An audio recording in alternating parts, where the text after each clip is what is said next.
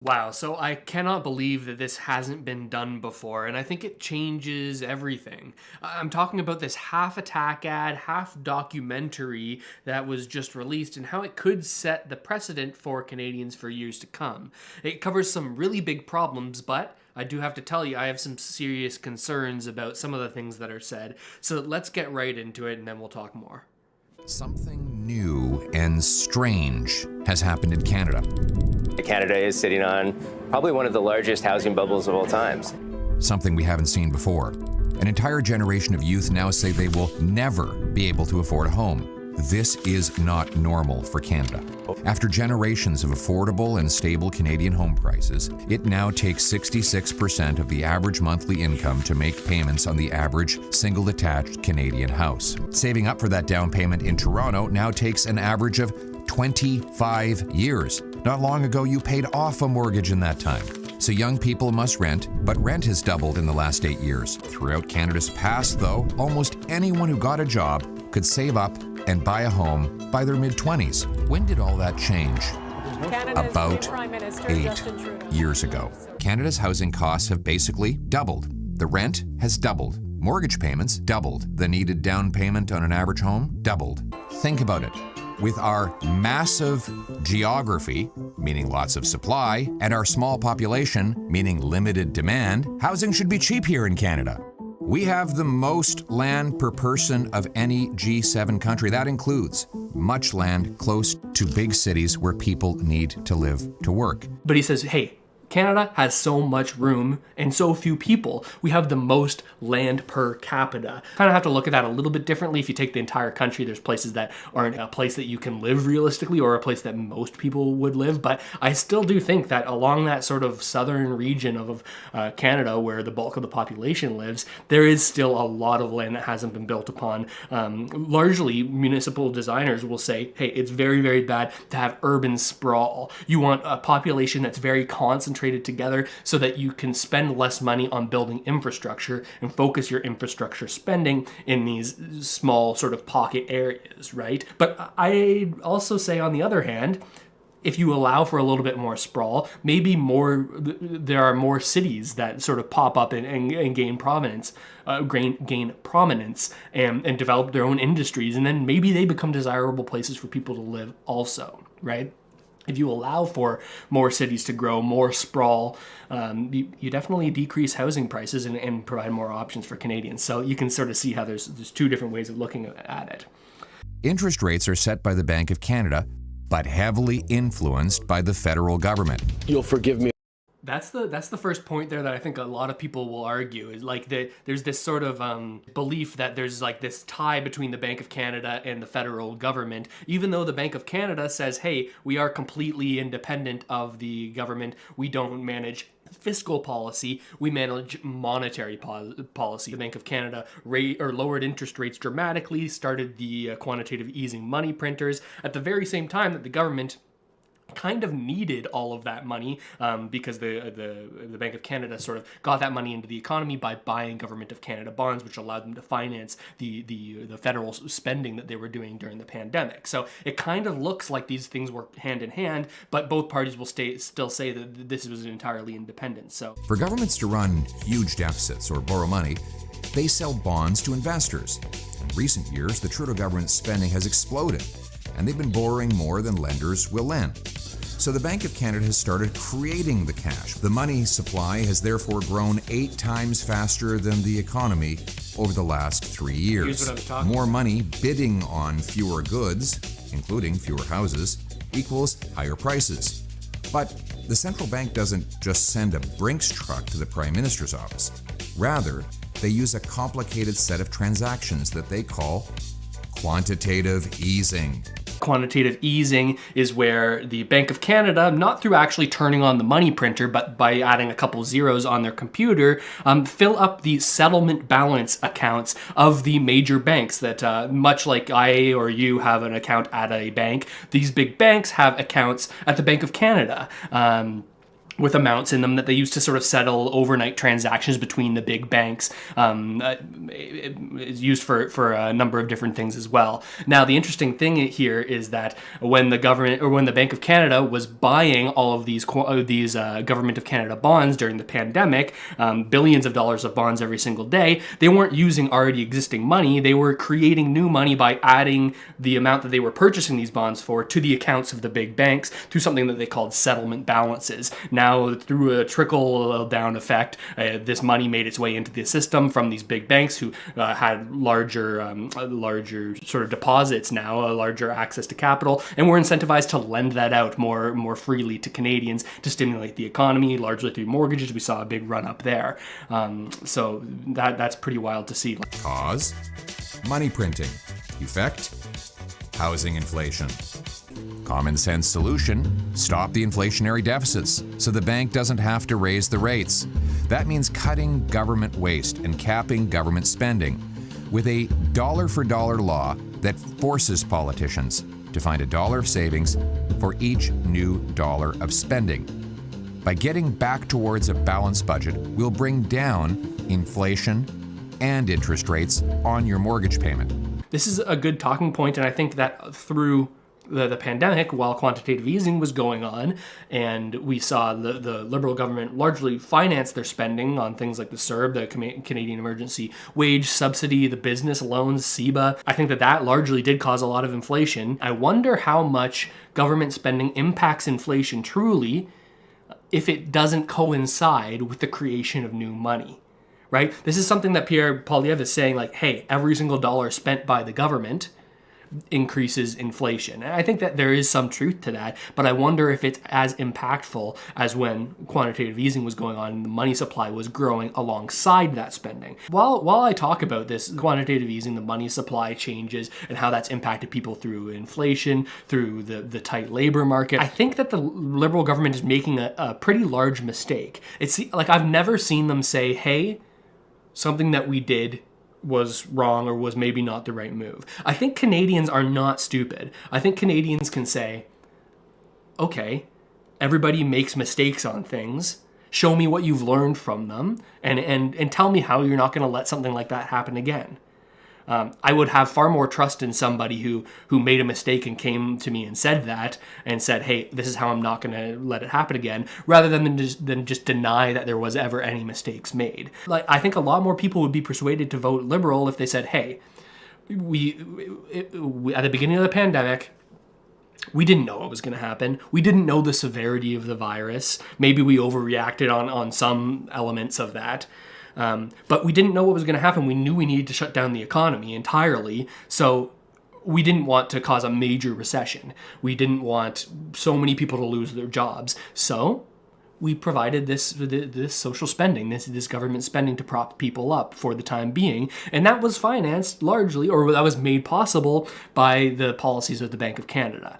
I think if they said that, saying like, hey, this is what happened, and then they followed that up by saying, we now recognize that creating so much money to fund our programs is going to cause issues economically for Canadians. It's going to cause inflation, right? It's going to cause, at first, huge asset inflation, the price of stocks and real estate and crypto to absolutely balloon, which is what we saw before.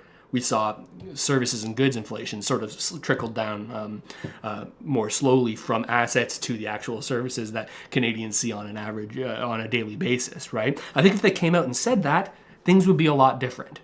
But it's a government right now that I'm not convinced can ever learn from a mistake, because they're so afraid of seeming like they've made a mistake so that the Conservatives can say, hey, look, they made a mistake. I think mistakes lose power when you own up for them and say how you're not going to let them happen again. Because what does the Conservative government do? Say, hey, you made a mistake. Then you say, yeah, I did. We talked about it, and here's how it's not going to happen again. Am I making any sense here? I feel like I never hear people talking like that. It's always one side or the other, one side or the other. I just want people to talk to me honestly, and and probably will be voting based on who I feel like is talking to me the most honestly. A CD House study added up all the costs of labor, materials, land, and profit needed to build a home and compared it to the final sale price. In Vancouver, the gap was nearly $1.3 million. That gap, or as I call it, the gatekeeper gap, is the cost of government permit delays, changing rules, pricey consultants, lawyers' fees, charges, taxes, etc. Of 35 OECD countries, only the Slovak Republic takes longer than Canada to approve a building project. The UK and the US approve projects 3 times faster without sacrificing quality or safety. The Trudeau government has encouraged this gatekeeping with billions of dollars in new grants to the same city governments that block home building. He is literally funding the hiring of more gatekeepers to stand in the way of building homes. So what if we incentivized good behavior rather than reinforcing the bad? Here's how we can. The federal government spends about $4.5 billion on direct and continuous municipal infrastructure transfers. Big city politicians care about getting that money more than anything else. They'll only permit more home building faster if their federal money depends on it. My common sense plan? 1. Require big cities to complete 15% more home building per year as a condition of getting federal infrastructure money. Instead of funding promises, the federal government should fund results. It should link the number of federal dollars big city governments get for infrastructure to the number of new homes completed. Money should flow after the keys are indoors. Pay for promises, get more promises. Pay for results, get results.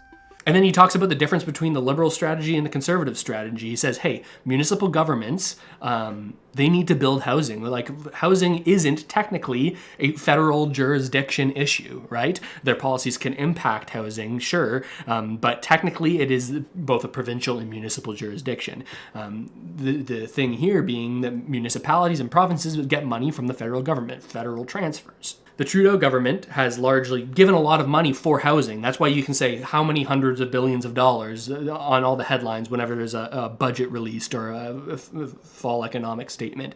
Big headline numbers, we're spending $300 billion to build so many homes. But the thing is, this money is going to municipalities where they submit proposals and they do it on the front end, not on the back end of here, hey, we've actually developed these things, now give us money retroactively after we've shown you that we've built these things, right? That's the difference here. It's like a carrot versus stick strategy, right? The liberals say, hey, we're going to give you money so that you can go build more homes and tackle this issue. Where the conservatives say, hey, you know that money that you're getting, you gotta put up or shut up, right? Like, you gotta build this or else we're gonna take away that money. And we're gonna give you bonuses if you go over these certain quotas that we've sort of laid out for you. Some people are against the idea of anyone ever making profits on things, right? You're saying, oh, you're going to make it easier for developers to make a big buck, and maybe some of it's going to be government subsidized, and people are going to be frustrated and upset about that. I feel somewhere in the middle because, like, you don't want to give undue handouts to people who are already very wealthy, but at the same time, you want to incentivize people to build more homes. And what's the biggest incentive? Yeah, you guessed it, money. If you don't allow people to make money doing the things that are in demand, then you sort of mess up that signal of what do people want, what do people need, and the things that people want and need should be ultra profitable for the people doing them so that more people get into the business. And as a result, more supply in general reduces prices, right? This is people's lives. If we don't fix this, we could have hundreds of thousands of middle-class people living on the street. A home is where you raise a family. A home is at the center of everything you do in your life.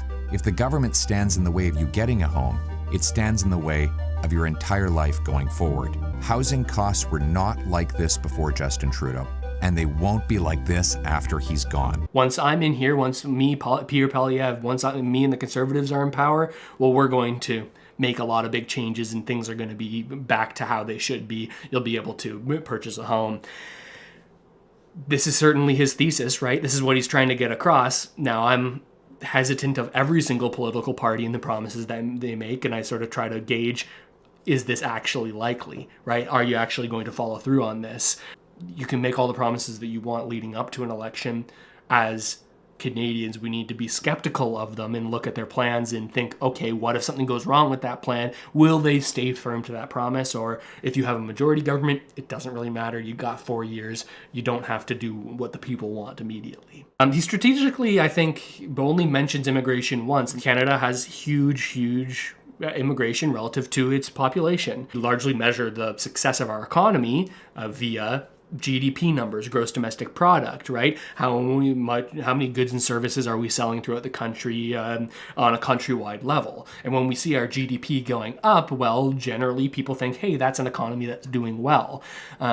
We get a different kind of number when we think about GDP per capita. If you've watched the channel, you'll know we talk about this a lot, right? GDP per capita. That's you take the total economic output of the country, the GDP, and divide it by the amount of people in the country. And that number tells a different story. Now, that number is what's largely used, it's the closest indicator we have to quality of life in a country, right? How much does the average person make? What are incomes like for Canadians? What is our productivity, right? Is the average Canadian producing more, creating more, generating more value, or are they not? Now, we see our GDP numbers going up right now, and this is something that Friedland says, hey, look, this is a good thing. We've got the highest GDP growth amongst all of these other countries. But then when you take a look at our GDP per capita, well, we have the lowest GDP per capita growth amongst a number of different countries. Very poor GDP per capita growth, very poor productivity. So largely, I believe that immigration is something that is positive for Canada, but needs to be measured, right? And it can't be used as a human stimulus to make our economics look better, because then you reduce the people from the numbers, right? Or you don't think of the people, you think of the numbers. What will doing this say for our numbers versus like all these numbers are individual people, and I think that gets quickly lost. But Poilievre only mentions immigration once. He doesn't sort of point at that as a part of the problem. That's interesting. Some people will think, okay, I think it's more of an issue than that, more of a challenge than that, given our all the points that he outlined, that we're not building enough homes, right? But I think that's a strategy that is probably calculated from the Conservatives, saying, hey, maybe they believe it, maybe they don't, but if they don't say anything on it, then people can believe what they want to believe about what the Conservatives believe and vote for them, right? Whereas if you come out and say, we need to reduce these numbers at least marginally to allow for housing prices to come down, to allow for our infrastructure to build back up so that we can welcome more Canadians that can live here and not have to pay through the nose to live here, right? But the moment you start talking about immigration, it's an attack vector for the other parties, right? You can say, that's a racist, anti-immigration person, right? And this is why I have hesitated for so long to talk about this type of stuff on the channel, and now I do it a little more freely because I just said, fuck it. Yeah, like, this is what I think about it. People who know me, I'm not a racist. I'm not someone who's anti-immigration at all. I just think you have to look at things on a spectrum, and it has to be measured, right? It has to be measured. Positive impacts, positive results for Canadians that have been here for a long time and new Canadians. We want positive results for people like that. But it does open you up to people saying, hey, you're not a good person because you're talking about this stuff. I think maybe that's changing more now, the temperature in Canada about talking about this sort of thing. What a video. That's really interesting. First off, I would want to talk about the format. I think that's the future of politics, creating snappy content like that. It's all about social media now, as much as it might pain a lot of people to hear it. Developing a following on social media like Poilievre has, right, has been largely the way that he's reached the people that support him, right? And I think we see more and more politicians picking up from the Poilievre playbook and saying, hey, I need to show people my personality online and show them what I actually think about things, as a way to communicate with them outside of the traditional media landscape where one journalist could say one thing about you and another journalist could say another thing. They're funded by all these interesting interests, right? Whereas you can go direct to consumer, direct to voter through the camera. But yeah, I'm curious what you think about this. Do you think that this is the direction that politics is going in Canada? What do you think of the individual arguments made in the video? Where do you think they're right? Where do you think they're wrong? Where do you think I'm right? Where do you think I'm wrong? Let me know in the comments down below. Subscribe to the channel if you haven't already done so. And with all of that said, thanks so much for watching, everyone. Really hope this video helped you out at least a little bit, and I'll see you next time.